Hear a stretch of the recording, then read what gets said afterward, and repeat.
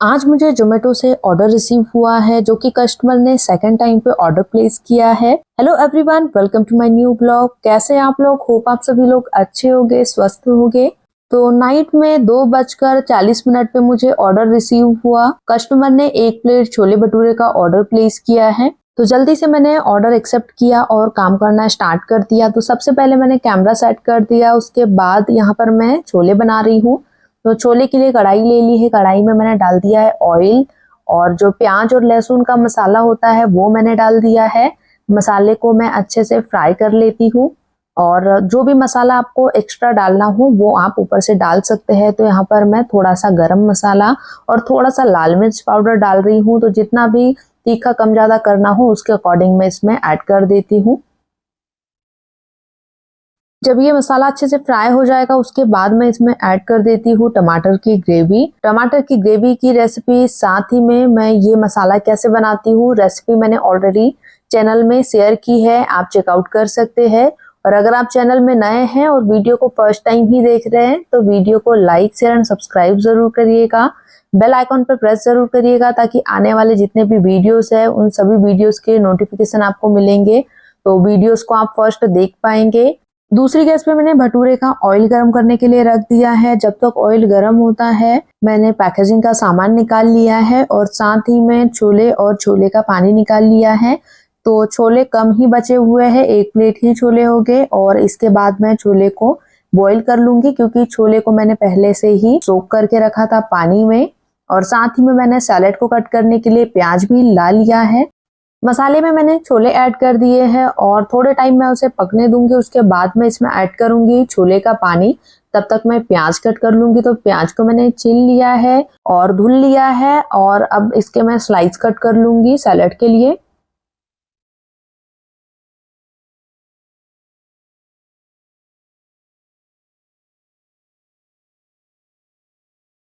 अगर आप भी सोच रहे हैं क्लाउड किचन स्टार्ट करने के लिए तो आप स्टार्टअप कर सकते हैं। सबसे पहले आपको फर्जी लाइसेंस बनवाना होगा।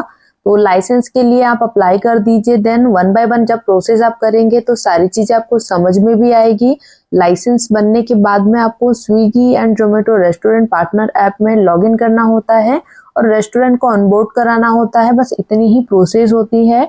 अभी भी मुझे काफी सारे कमेंट रिसीव होते हैं कि स्टार्टअप करना है बट कैसे किया जाए, क्या प्रोसेस रहेगा। तो सिंपली यही प्रोसेस है, लाइसेंस बनवाइए, उसके बाद में आपको ऐप में लॉगिन करना होगा, अपना रेस्टोरेंट रजिस्टर्ड करना होगा। उसके बाद आप मेन्यू बनवा लीजिए, फोटोज आप क्लिक कर लीजिए, डिस्क्रिप्शन वगैरह सारी चीजें मेंशन करने के बाद में आप अपने रेस्टोरेंट को ऑनलाइन करिए। और जो भी ऑनबोर्डिंग फीस रहती है वो भी आपको पहले नहीं देना होता है। अगर आपसे पहले की डिमांड की जाती है तो आप उन्हें मना कर दीजिएगा क्योंकि कुछ कुछ लोग जो है वो पहले ही मांग लेते हैं बट जो ऑनबोर्डिंग फीस होती है वो आपको पे आउट में से ही देनी पड़ती है। तो बहुत लोगों के ये भी डाउट रहते हैं कि इसमें कुछ बेनिफिट होता है या नहीं होता है। तो हालांकि इसमें बहुत ही कम बेनिफिट आपको मिलेगा। मतलब प्रॉफिट की अगर मैं बात करूं तो बहुत ही मिनिमम प्रॉफिट आप निकाल सकते हैं क्योंकि फूड की कॉस्टिंग भी आपको लगती है। जितना भी अगर आप कुछ ऑफर लगाते हैं, साथ में प्राइस अगर आप कम रखते हैं तो भी आपको प्रॉब्लम आ सकती है क्योंकि मेरा भी स्टार्टिंग में प्राइस मैंने काफी कम रखा था। इसके अलावा हमें कमीशन भी देना होता है, साथ में जीएसटी भी कट होता है, डिस्टेंस का भी कट होता है। मतलब अगर आप जिस एरिया में अपना क्लाउड किचन चलाते हैं वहां से 4 किलोमीटर, 5 किलोमीटर या 7 किलोमीटर दूर से किसी कस्टमर ने ऑर्डर प्लेस किया है तो उसका भी चार्ज आपको पे करना होता है, तो वो भी डिडक्ट होता है। तो ये सारी चीजें आपको पहले से पता होनी चाहिए। अगर आप ये बिजनेस चालू करोगे तो आपको क्या क्या चार्ज पे करने पड़ेंगे, कितना अमाउंट डिडक्ट हो सकता है। और इन सब डिडक्शन से अलग जब आप स्टार्ट करोगे तो जैसा कि मैंने आपको बताया है, अगर आपने वीडियोस चेक किया है मेरा, तो ऑनबोर्डिंग फीस आपको देनी होती है स्विगी जोमेटो दोनों में ही। जब आप ऑनबोर्ड करोगे तो आपको ऑनबोर्डिंग फीस देनी पड़ेगी। 1799 रुपए की फीस है जो कि आपके पे आउट में से डिडक्ट होगी। अगर आपका स्टार्टिंग में पे आउट नहीं आता है तो टेंशन लेने वाली कोई भी बात नहीं है, क्योंकि सारे डिडक्शन हटा के जो पे आउट आपका बनेगा उस पे आउट में से स्टार्टिंग में आपका ऑनबोर्डिंग का अमाउंट डिडक्ट होता है, इसीलिए पे आउट आपको नहीं मिलेगा आपके अकाउंट में। जैसे ही अमाउंट डिडक्ट हो जाएगा उसके बाद में टाइम टू टाइम आपके अकाउंट में पे आउट आना स्टार्ट हो जाएगा, जो कि वीकली आता है और हर वेडनेसडे को आपके अकाउंट में क्रेडिट हो जाएगा। आपको इसमें बिल्कुल भी प्रॉब्लम नहीं होगी।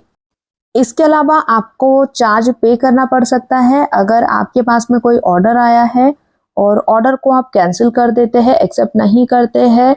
हो सकता है कोई भी रीजन हो आपके पास में, बट अगर ऑर्डर कैंसिल आपने कर दिया है तो भी आपको उसका चार्ज पे करना पड़ता है, पेनल्टी लगती है। इसके अलावा अगर आप ऑर्डर प्रिपेयर कर रहे हैं और कस्टमर ने ऑर्डर कैंसिल कर दिया है तो उसमें आपको भी अमाउंट मिलता है जो कि 40% या फिर 60% होता है ऑर्डर का।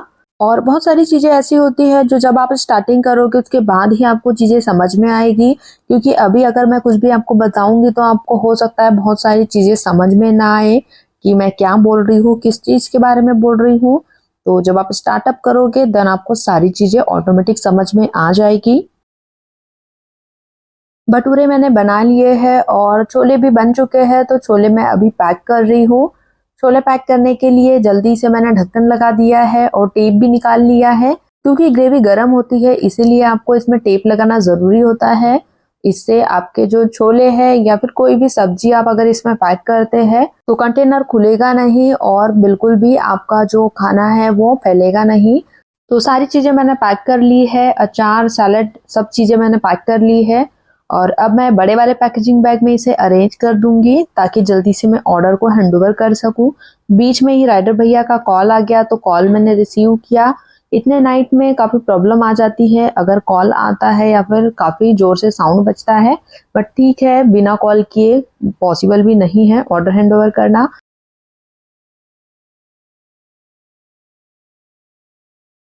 ऑर्डर को मैंने पैक कर लिया है, स्टेपलर लगा दिया है और अब मैं जा रही हूँ ऑर्डर हैंडओवर करने के लिए। तो पहले मुझे लगा कि राइडर भैया सामने आ चुके हैं देन वो कॉल कर रहे हैं, बट बाहर जाके देखा तो राइडर भैया आगे थे ही नहीं।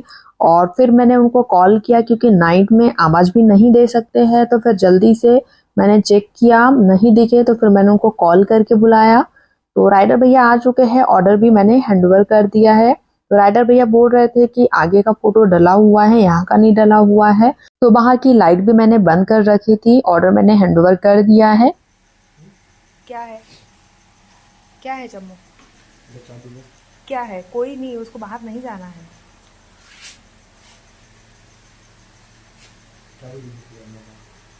ले आओ ले आओ ले आओ जाओ।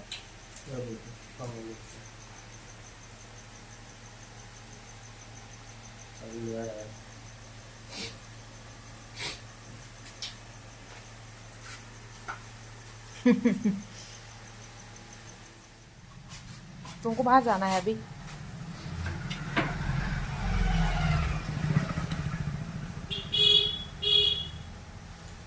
अरे मुंह मत लगाना मुझे।